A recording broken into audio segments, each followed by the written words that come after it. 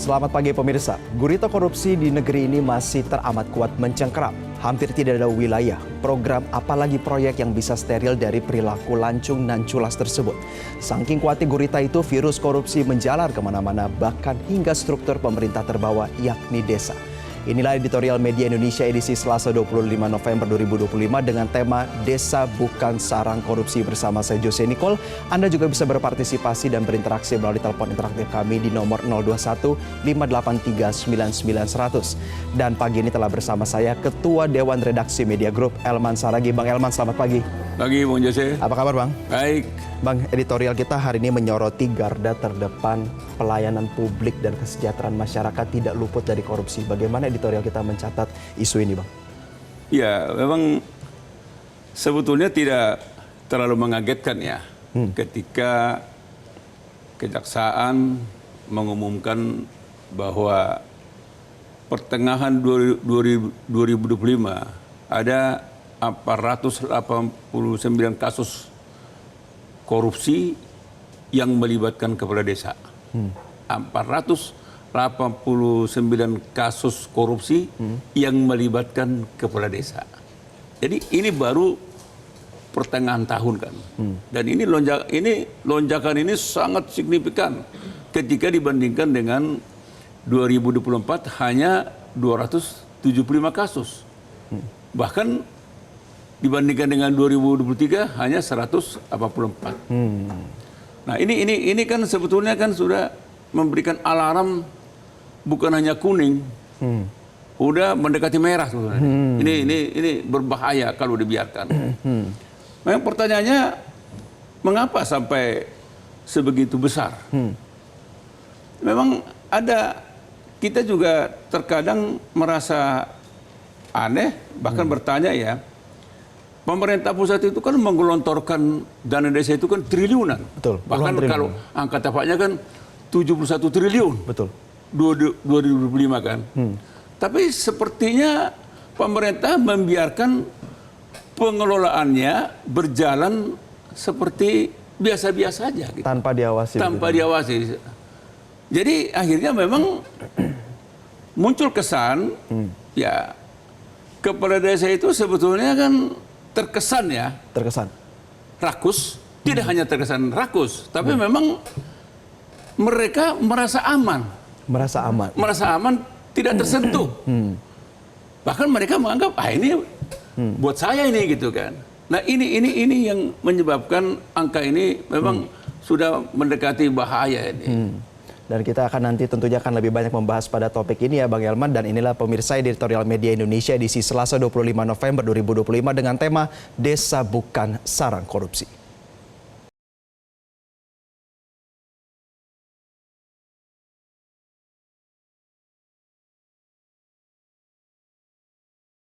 Desa Bukan Sarang Korupsi.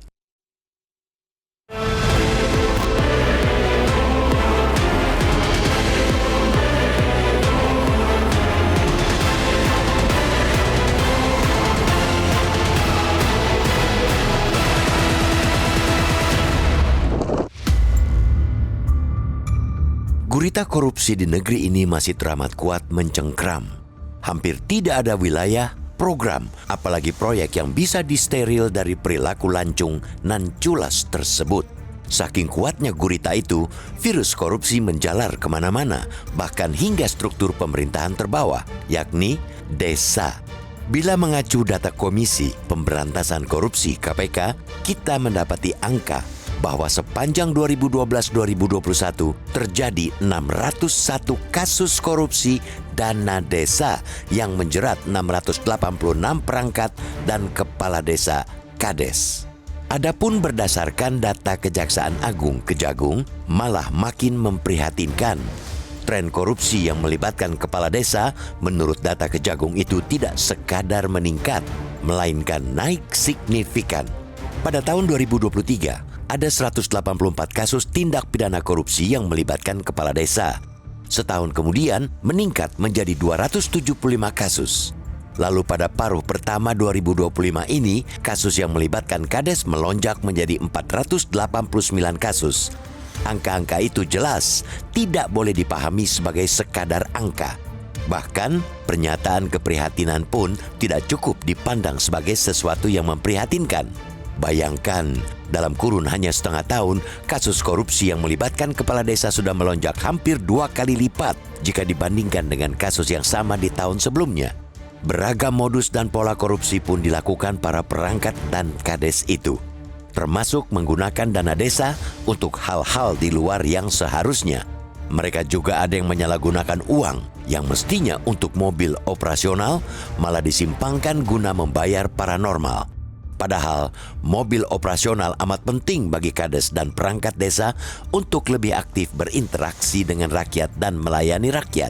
Kian maraknya korupsi yang melibatkan kades dan perangkat desa harus jadi alarm untuk segera merombak sistem pengawasan yang dijalankan selama ini. Apalagi berdasarkan Indeks Perilaku Anti Korupsi (IPAK) 2024 yang dirilis Badan Pemeriksa Keuangan BPK menunjukkan bahwa masyarakat perkotaan lebih anti korupsi ketimbang di perdesaan. Ternyata keguyuban dan hubungan kekerabatan yang kuat di masyarakat perdesaan berbuah pada sikap untuk menyelesaikan persoalan secara musyawarah serta menghindari konflik. Akhirnya, masyarakat perdesaan cenderung permisif terhadap tindak pidana korupsi. Sikap anti korupsi dianggap membuat suasana di kalangan antar warga menjadi tidak harmonis. Maka, pengetatan sistem itu harus segera dijalankan secara bersamaan dengan pendekatan baru dalam tata kelola pemerintahan desa. Prinsip-prinsip dasar tata kelola pemerintahan seperti transparansi dan akuntabilitas harus masuk desa. Persoalan kapasitas aparatur desa yang kerap menjadi persoalan dalam tata kelola pemerintahan desa mesti segera dibereskan. Apalagi kini mereka harus mengelola dana negara hingga miliaran rupiah. Maka menyetop bunyi keras alarm pada pemerintahan desa tidak bisa ditunda-tunda lagi. Tanpa ada perencanaan dan tata kelola anggaran yang memadai, para kades akhirnya merasa anggaran itu bak durian runtuh yang seolah bisa dipakai seenaknya, termasuk untuk keperluan pribadi. Harus ada audit dan standarisasi digitalisasi penggunaan keuangan, sehingga seluruh penggunaan dana dapat dipertanggungjawabkan tanpa harus membuat kades mengakhiri karir di balik jeruji. Publik tentu berharap kades yang menjadi pencoleng hanyalah setitik nila di tengah susu sebelanga atau hanya sebagian kecil dari lebih dari 75.000 desa di tanah air. Jangan sampai kejadian korupsi di level kades yang diungkap Kejagung ternyata hanya fenomena gunung es, alias masih jauh lebih banyak lagi kades korupsi yang tersembunyi di bawah namun menunggu waktu untuk terungkap. Amit-amit.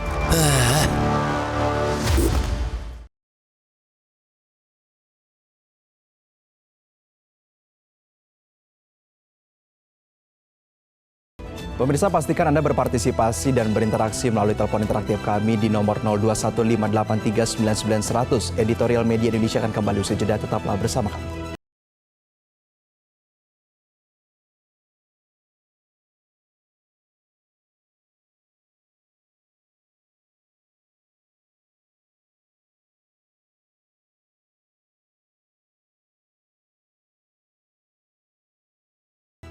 Terima kasih Anda masih bersama kami pemirsa, dan kami akan langsung menyapa salah satu penelpon yang telah tersambung bersama kami. Ada Bapak Ramadan dari Jambi. Pak Ramadan, selamat pagi.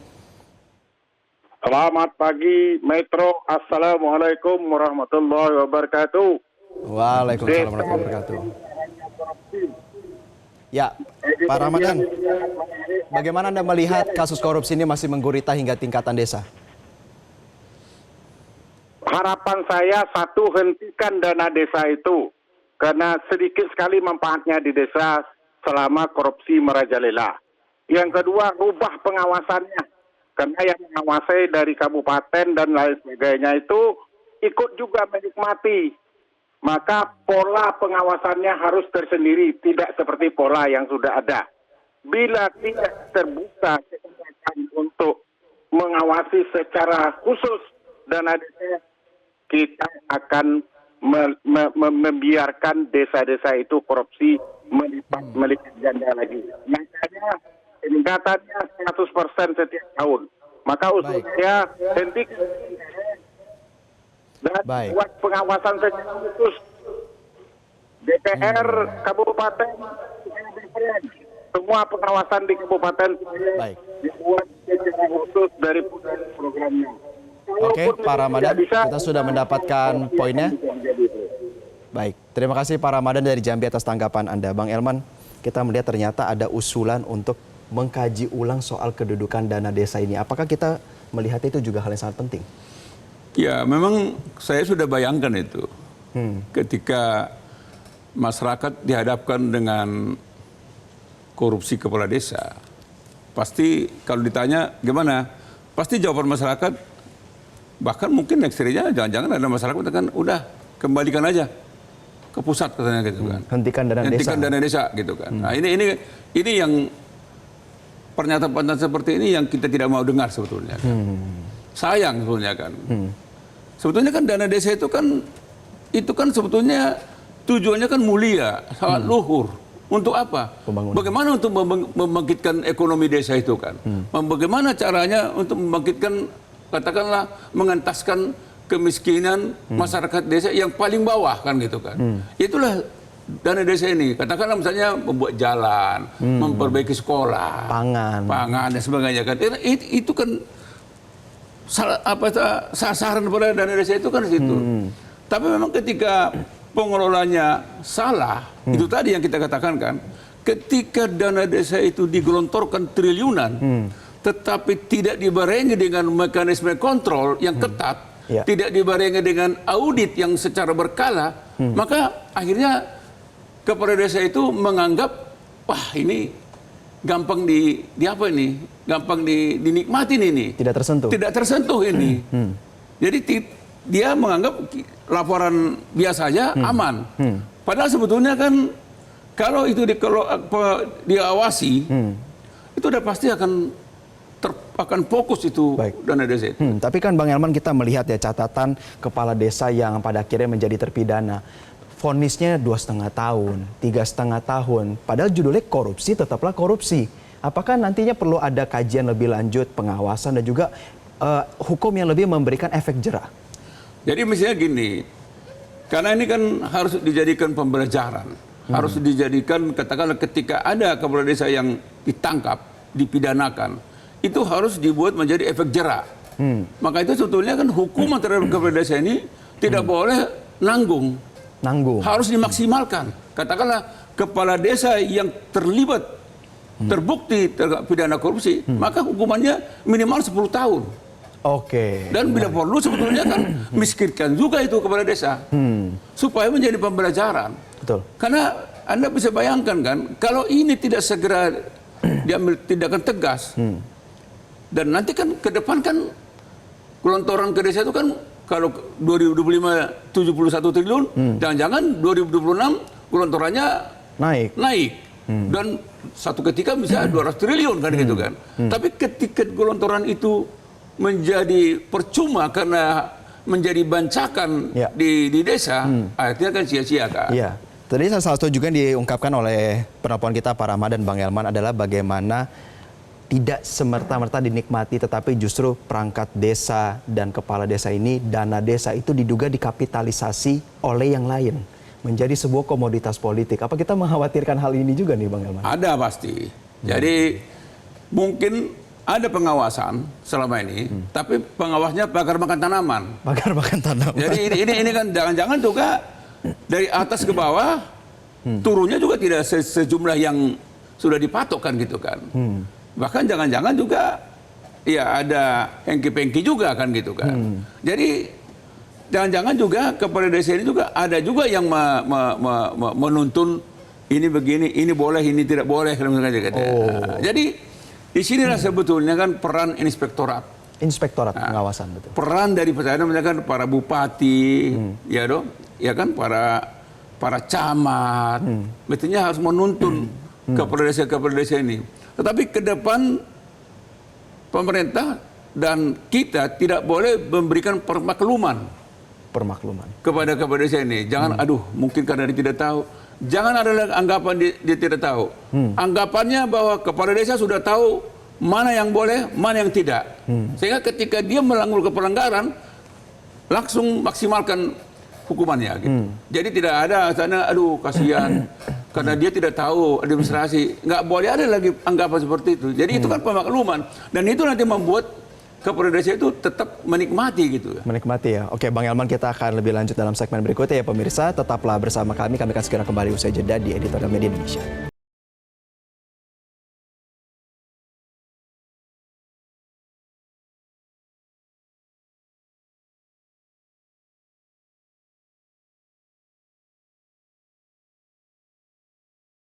Terima kasih Anda masih bersama kami di Editorial Media Indonesia. Pemirsa, kita berada dalam bagian akhir dari diskusi kita pada pagi hari ini. Bang Elman, tadi Bang Elman katakan bagi pemerintah ini udah alarm kuning cenderung ke arah merah. Kita lihat juga bagaimana pemerintah menggelontorkan banyak program untuk pembangunan tingkat desa.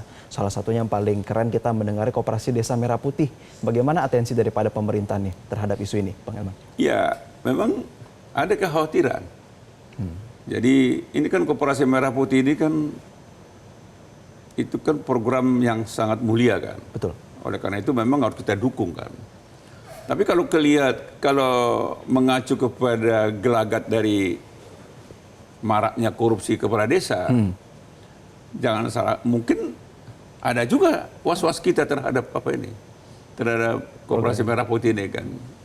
Kalau tidak diawasi dari awal ya. Jadi ketika Koperasi Merah Putih ini juga dari awal juga harus dipersiapkan mekanisme kontrolnya gitu. Sehingga memang setiap sen yang digelontorkan ke situ terbebas daripada penyelewengan. Dan itulah sebetulnya yang kita desak soal kepala desa ini kan. Jadi ke depan memang ketika mau digelontorkan dijelaskan secara detail. Uang ini bukan untuk foya-foya. Bukan untuk foya-foya. Uang ini bukan untuk kendur-kendurian. Uang ini harus kau kembalikan untuk rakyat. 1 sen pun itu nggak boleh kau pakai. Nah, dari awal juga saya ingatkan akan ada mekanisme kontrol. Inspektorat akan turun. Dan secara berkala harus ada audit. Nah, dijelaskan itu kepada desa itu. Sehingga sejak dari awal dia sudah terjaga, ini bukan uang saya ini. Uang publik. Ini uang rakyat, uang publik. Sehingga dari awal dia tidak ada pikiran untuk mencuri. Itu penting dari awal sebetulnya. Jangan sampai ada anggapan kepada desa itu ada durian runtuh nih.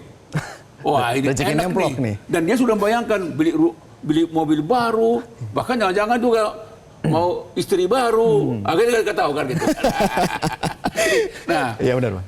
Kedua juga kita ingatkan, ini juga kan bukan tidak mungkin ketika kepala desa itu dijadikan sebagai katakanlah tim sukses. Oh, komoditas politik praktis. Tim sukses pilkada, tim sukses legislatif, tim sukses juga di pilpres.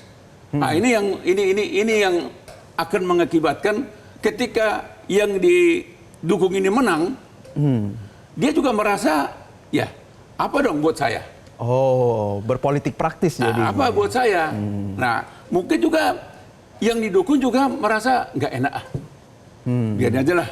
Okay. Dia daripada dia minta duit dari kita, biar aja lah dia pakai itu dana desa gitu kan. Nah, ini betul. Ke depan kalau ini ada ya, kita nggak tahu. Ini kita ingatkan aja. Ingatkan betul, Bang. Nah, kalau ini ada, jangan sampai seperti itu. Ya. Jadi biarkanlah kepala desa itu ke depan netral. Dia tidak boleh dilibatkan untuk menjadi tim sukses apapun. Dia harus netral, seperti PNS lah misalnya kan. Bagaimana kita menempatkan misalnya kepala desa itu seperti TNI Polri. Oke. Dia tidak berpolitik, tapi dia juga dia menggunakan hak politiknya. Yang membedakan yang kita ingatkan supaya dia tetap netral. Oke. Gitu. Dan di sisi lain kita lihat Bang Elman, kadang-kadang mungkin dari Kuningan Rasuna Said ke desa di ujung Indonesia sana agak jauh mungkin penegakan hukum ini kan. Bagaimana penegak hukum ini tuh juga tetap memasang kejelihan sampai ke tingkat desa di pelosok Indonesia Timur ataupun Barat sekalipun, Bang. Jadi begini Jose ya, angka 489 kasus ini, bayangan kita ini ya, ini hanya apesnya aja ini. Apesnya. Andai kata misalnya penertiban itu dilakukan secara ketat kepada 71.000 lebih desa itu, jangan-jangan yang terkena kasus mungkin jangan-jangan juga meningkat. Puluhan ribu. Ini kan karena mekanisme kontrolnya kan tidak mudah ini menjangkau desa-desa kan. Yang tidak terjangkau itu menurut saya sih sampai hari ini masih aman-aman aja dia. Nah, Dia masih teruskan bencakan. nah, tetapi bukan berarti aparat penegak hukum akan abai. Nah, ya, Bang? ini sebetulnya kan peringatan kepada aparat penegak hukum.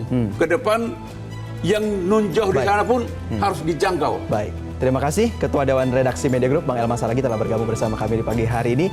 Ya pemirsa, jangan sampai kejadian korupsi di level Kades yang diungkap Kejagung ternyata hanya fenomena gunung es. Alias masih jauh lebih banyak lagi Kades korupsi yang tersembunyi di bawah namun menunggu waktu untuk terungkap.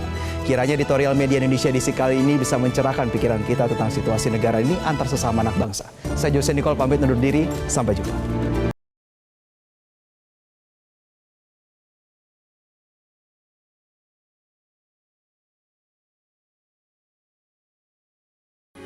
Metro TV. Jelajahi cara baru mendapatkan informasi. Download Metro TV Extend sekarang.